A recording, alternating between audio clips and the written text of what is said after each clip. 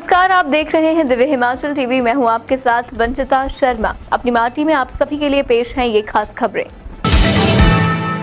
5 को सचिवालय का घेराव करेंगे किसान। इस तकनीक से घर की छत या कमरे के भीतर उगाइए सब्जियां और फल। सुंदरनगर में महिलाओं को बताया पशु का वैज्ञानिक तरीके से रखरखाव करने का तरीका। दूध के उत्पादन को बढ़ाने की विधि भी बताई। हिमाचल किसान सभा का 16वां राज्य सम्मेलन आज संपन्न हो गया। हिमाचल किसान सभा के 16वें राज्य सम्मेलन के अवसर पर प्रदेश के 6 प्रमुख मुद्दों पर प्रस्ताव पारित किए गए, जिसमें सेब की खेती पर संकट, दूध के दाम एवं पशुपालन, सब्जी उत्पादन से जुड़े मुद्दे, मनरेगा, सार्वजनिक सेवाओं की मजबूती तथा भूमि अधिग्रहण प्रभावितों के मुद्दे आदि शामिल हैं। राज्य अध्यक्ष कुलदीप तंवर ने प्रदेश की आर्थिकी की रीढ़ सेब पर संकट के प्रति चिंता जाहिर की। उन्होंने बताया कि आज किसान बागबान 1987 एवं 1990 की तर्ज पर लामबंद होने शुरू हो गए हैं, क्योंकि सरकार ने कार्टन ट्रे, खाद, कीटनाशकों की कीमतों में भारी वृद्धि करने के बावजूद ऊपर से जीएसटी बढ़ा दिया है। उन्होंने कहा कि किसानों ने 5 अगस्त को प्रदेश सचिवालय के समक्ष प्रदर्शन करने का फैसला लिया है। सोलन में हिमाचल किसान सभा का 16वां राज्य सम्मेलन संपन्न हुआ। इसमें 37 सदस्य कमेटी बनी, जिसमें साथी गौतम सोंखला जी को महासचिव किसान सभा और मुझे जिम्मेवारी दोबारा से हिमाचल प्रदेश किसान सभा राज्य अध्यक्ष की दी गई है। सत्यवान पुंडीर जी इसमें राज्य वित्त सचिव है और उसके साथ 11 सदस्य एक सचिवालय मंडल बना है और इसमें 37 सदस्य हैं, 2 विशेष आमंत्रित सदस्य हैं। इसमें ये तय किया गया है कि आने वाले 3 सालों में जो हिमाचल प्रदेश जो डिफरेंट एग्रो क्लाइमेटिक जोन्स के अंदर बढ़ता है, उसमें एक तरफ सेब का मुद्दा है, टमाटर का है, लहसुन का है, अनाज का है, मक्की का है। इन सब मुद्दों पर आधारित आंदोलन होंगे और जो सार्वजनिक सेवाएं आम किसान तक नहीं पहुंच पाती है, उन मुद्दों को लेकर भी बिजली, पानी, जो लिंक रोड्स हैं, उनसे संबंधित मुद्दों के ऊपर भी आने वाले समय में संघर्ष होंगे। और किसान सभा आने वाले 1 वर्ष के अंदर जो अपनी सदस्यता है वो 2 गुना करेगी और हिमाचल प्रदेश के सभी 12 जिलों के अंदर इसका संगठन बनेगा। इसमें केंद्रीय नेतृत्व भी इसके अंदर आया। इसमें 144 डेलीगेट्स ने इसके अंदर भाग लिया। इसमें 6 प्रस्ताव पारित हुए और उसमें जो मुख्य रूप से इस समय जो प्रस्ताव है वो सेब आंदोलन है, जिसमें 5 अगस्त को पूरे हिमाचल प्रदेश का जो सेब उत्पादक है वो सचिवालय का घेराव करेगा। उस विषय में आज माननीय मुख्यमंत्री महोदय ने अभी 3 बजे सचिवालय के अंदर बैठक भी रखी है। हम देखते हैं उसके अंदर क्या निर्णय होंगे, क्योंकि आज सेब का जो लागत मूल्य है वो इतना ज़्यादा बढ़ गया है कि आम सेब उत्पादक को प्रति किलो 5, 7, 8, 10 रुपए से ज़्यादा नहीं मिल रहा है और सेब की जो खेती है वो बहुत घाटे के अंदर चली गई है। इन सब मुद्दों को लेकर के आज ये सम्मेलन यहाँ पर संपन्न हुआ। धन्यवाद। खेती बाड़ी या किचन गार्डनिंग के शौकीनों को अब बिना जमीन भी अपना शौक पूरा करने का मौका मिल सकता है। हाइड्रोपोनिक तकनीक के तहत अब किसान अपने घर की छत या कमरे के भीतर भी सब्जियों से लेकर फलों तक किसी भी चीज की पैदावार कर सकते हैं।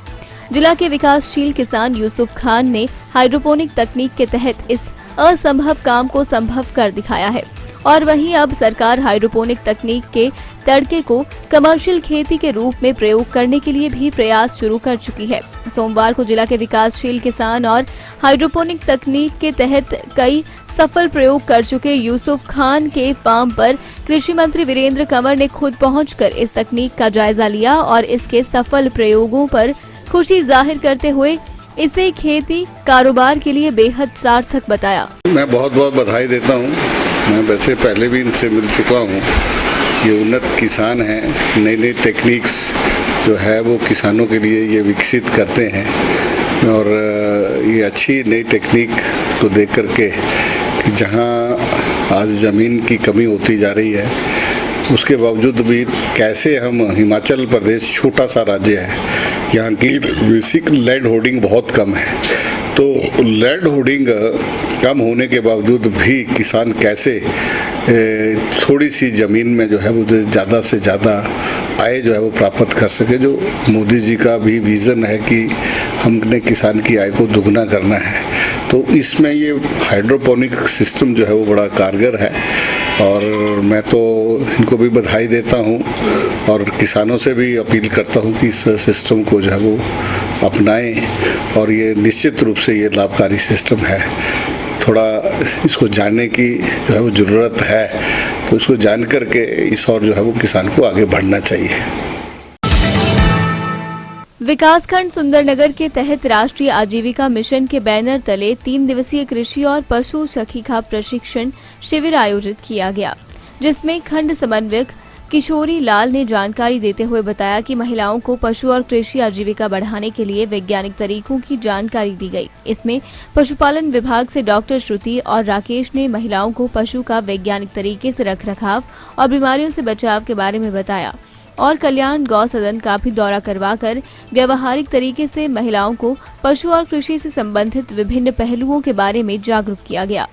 साथ ही महिलाओं को ये भी जानकारी दी गई कि किस तरह से पशुओं के लिए सड़क का निर्माण किया जाता है और दूध के उत्पादन को हम कैसे बढ़ा सकते हैं। साथ ही दूध से कौन कौन से विभिन्न तरह के उत्पाद तैयार किए जा सकते हैं जिससे महिलाओं की आय के स्रोत बढ़ सके। इस अवसर पर विकासखंड सुंदरनगर के विकास खंडाधिकारी सुरेंद्र ठाकुर, खंड समन्वयक किशोरी लाल, अंजू ठाकुर, रीमा कटोच, सरोज, गुड्डी देवी, कल्पना शर्मा सहित विभिन्न गांव की महिलाएं मौजूद रही।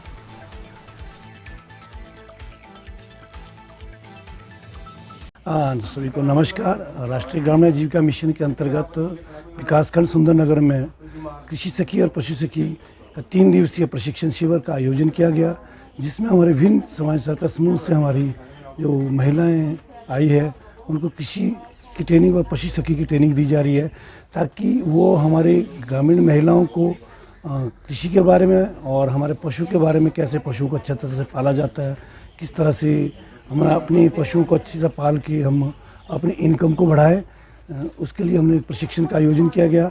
इस प्रशिक्षण में हमारा पास एनिमल हस्बेंड्री से हमारे डॉक्टर जसवाल जी का योगदान रहा और इसमें पहले दिन हमारे पास डॉक्टर श्रुति जी आई, जिन्होंने महिलाओं को पशुओं के बारे में, पशु का रखरखाव कैसे करते हैं, पशुपालन कैसे करते हैं और उसको किस तरह का न्यूट्रिशन की ज़रूरत होती है और हमारे जो इसमें जो हमारे समाज में जो हमारे गाँव के महिलाएं जो है वो किस तरह से प्रैक्टिस करते हैं और उनको प्रॉपर न्यूट्रिशन कैसे दी जाती है।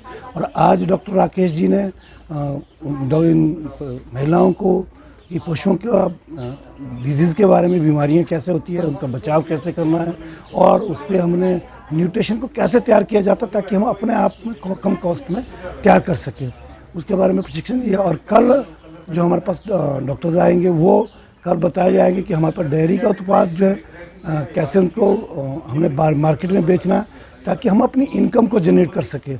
और जो गांव की जो महिलाएं हैं वो हमारे पास जो पुरानी जो गतिविधियां हैं उसको हट के साइंटिफिक तौर पे हम पशुपालन कैसे कर सकें जिससे कि हमारी इनकम को बढ़ाया जा सके। जो हमारे पास इस टाइम भारत सरकार का जो उद्देश्य है कि हमने अपने किसानों की आय जो है दुगनी करनी है, उसके लिए ये इस तरह का प्रशिक्षण जो है वो एक मील का पत्थर साबित हो रहा है। और हम उम्मीद करते हैं कि जो हमारी यहाँ प्रशिक्षित जो कृषि सखी और पशु सखी है वो ये सीख के बाकी जो अपनी महिला दीदियों को वो अच्छी तरह से जागरूक करके महिलाओं का विकास कर, ताकि वो भी अच्छी तरह से इस पशुपालन को वैज्ञानिक तौर पे कर सके, यही हम उम्मीद करते हैं। धन्यवाद।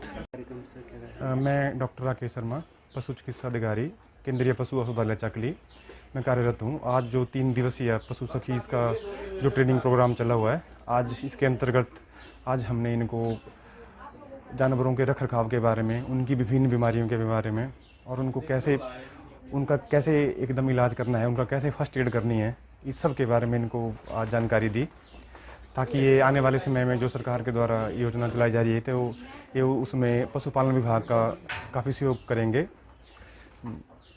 तो मेरा